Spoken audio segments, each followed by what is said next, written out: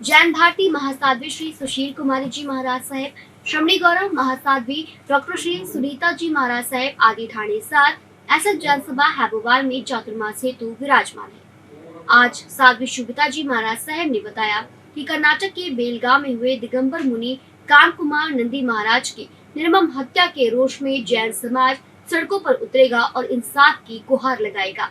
जो मैंने अभी आपको 16 जुलाई को बताया था कर्नाटक जैन मुनि की हत्या के विषय में, ये हत्या बड़ी दर्दनाक और दिल को झकझोर देने वाली है।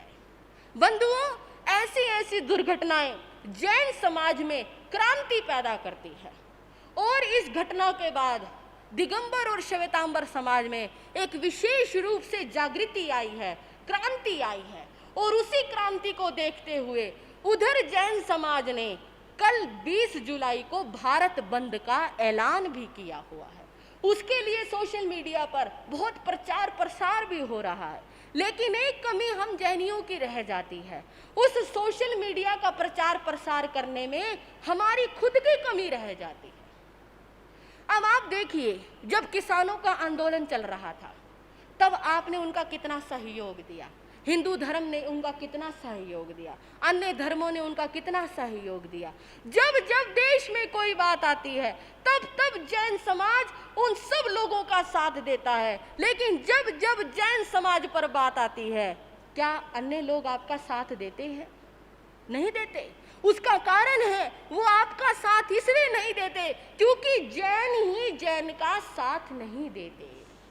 हम क्या सोचते हैं, ये बात तो दिगंबरियों की है, दिगंबर मुनि थे, दिगंबर परंपरा के थे, उनके दिगंबर लोग जाने, उनके दिगंबर संत जाने, हमें क्या लेना।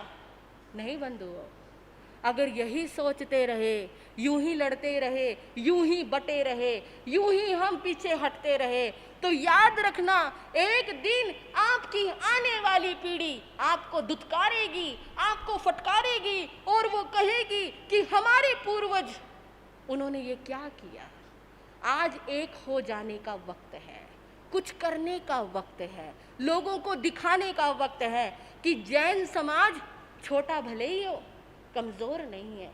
ये वीरों की संतान है, ये महावीर की संतान है, ये उन शूरवीरों की संतान है जो अपने अहिंसा के नाम से जानी जाती है। और ये अहिंसा सिर्फ आपको चुप बैठना नहीं सिखाती, ये अहिंसा आपको हिंसा रोकना भी सिखाती है। ये अहिंसा आपको ये भी बताती है कि यदि कोई भी देश में कहीं पर भी हिंसा होती हो तो उसको रोकने के लिए जैन समाज को एकजुट हो जाना चाहिए। कोई संत किसी भी संप्रदाय का हो, संत संत होता है, उसके महाव्रत होते हैं। 5 महाव्रत लेकर एक साधु तैयार होता है। साधु साध्वी देश की धरोहर है। जैसे देश में एक सैनिक धरोहर होता है, उसी प्रकार एक साधु साध्वी को गुरु किस ढंग से तैयार करते हैं। और जब साधु आप लोगों की संस्कृति की रक्षा करता है, आप लोगों को बुराइयों से बचाता है, हजारों लोगों को एक अहिंसा का संदेश देता है, तो आज उस साधु के साथ हिंसा क्यों? सोचने वाला विषय यह है, जो अहिंसा का संदेश देने वाले हैं उनके साथ हिंसा क्यों?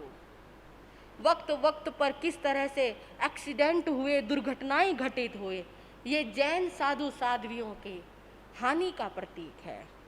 हमारा जैन धर्म तो पहले ही आजकल के नए युवक युवतियां जैन दीक्षा लेने से कतराते हैं, और उस प्रकार यदि ऐसे साधु साध्वी, होनहार साधु साध्वी, अभी पीछे 2 साध्वियों का एक्सीडेंट हुआ था, उसमें एक साध्वी तत्व ज्ञान को जानने वाली थी, ऐसे गूढ़ विषयों को पढ़ाती थी जो गूढ़ विषय मेरे ख्याल से 1000 में से किसी साधु साध्वी को आते।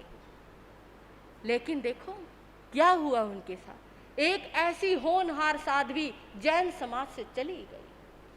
चिंतन करके देखिए कब तक ऐसा होगा। और ये अभी नहीं, 5-6 सालों से लगातार हो रहा है। कभी किसी आचार्य का एक्सीडेंट हो जाता है, कभी किसी साध्वी का एक्सीडेंट हो जाता है, बहाना बना देते हैं, ऐसे चल रहे थे, वैसे चल रहे थे। बंधुओं, जैन साधु के ऊपर कोई शासन लागू नहीं होता। जो जैन साधु होते हैं उनका कोई आधार कार्ड नहीं होता, उनका कोई एड्रेस नहीं होता, और वो क्या मांगते हैं? 2 रोटी बस, और वो भी अपने संयम पालना करने के लिए। और उनकी क्या इच्छा होती है, चिंतन करके देखिए। इसलिए मैं चाहती हूं आप भी इस घटना का विरोध करें। आपके हैबोवाल समाज से भी ये घटना, इस विरोध को पूरी दुनिया भर में प्रदर्शित करना है। आपकी हैबोवाल समाज की आवाज भी दूर दूर तक जानी चाहिए, ताकि अन्य श्वेतांबर स्थानकवासी समाज के अंदर भी जागृति आए। ये शुरुआत दूसरा करे, हमें क्या लेना? ये शुरुआत हमसे होनी चाहिए, इसकी शुरुआत हम करें। हमें इस बात को महत्वपूर्ण बनाना है। और जब ये बात मैंने अपने प्रधान जी के आगे रखी और प्रधान जी ने इस बात को तहे दिल से स्वीकार किया, कितनी बड़ी बात है। उन्होंने गुरुओं की बात को नीचे नहीं गिरने दिया। उन्होंने ये कहा, गुरुजी जैसा आप कहोगे वैसा हो जाएगा। इसमें क्या बात है? कितनी अच्छी बात है। ये है जैन समाज की एकता की बात, ये है अखंडता की बात। यदि आज हम आगे आएंगे, सरकार को ये बताना है कि जैन समाज अलग नहीं है, जैन समाज एक था, एक है, सभी महावीर की संतान है। ठीक है, अब जैसे एक पिता के 4 पुत्र हो, चारों पुत्र अलग अलग हो जाए तो क्या वो एक नहीं कहलाते? पिता तो एक ही है ना। बेटे अलग अलग घरों में रहने लग गए तो क्या बात हो गई? संतान एक ही की कहलाएंगे, नाम उसी पिता का चलेगा। ऐसी हमारी चारों संप्रदाय है, लेकिन हमारे पिता महाप्रभु महावीर ही है। हम उन्हीं की संतान है, उन्हीं के आदेशों का पालन करते हैं, उन्हीं की वाणी को सुना सकते हैं। हमारे में मतभेद हो सकते हैं, मनभेद नहीं है। इसी बात को आगे रखकर मैं प्रधान से, अन्य कार्यकारिणी के समस्त सदस्यों से कहना चाहूंगी, कल 20 जुलाई जहां भारत बंद का ऐलान है, भले ही आप बंद ना करें, लेकिन एक विरोध, एक प्रदर्शन जरूर होना चाहिए, जिसकी आवाज समस्त जैन समाज में जाए और समस्त जैन समाज में जागृति आए और एकता, अखंडता का परिचय मिले। ये बात आप सभी इस बात पर विचार विमर्श करें और जैसा करना है इस बात को विचार पूर्वक, विवेक पूर्वक करके, सभी सहमति बना करके इस कार्य को आगे से आगे बढ़ाने का प्रयास करें। और मैं युवा मंडल वालों का विशेष सहयोग चाहूँगी। इसमें हमारे चेयरमैन सुधीर जी आए हुए हैं क्या?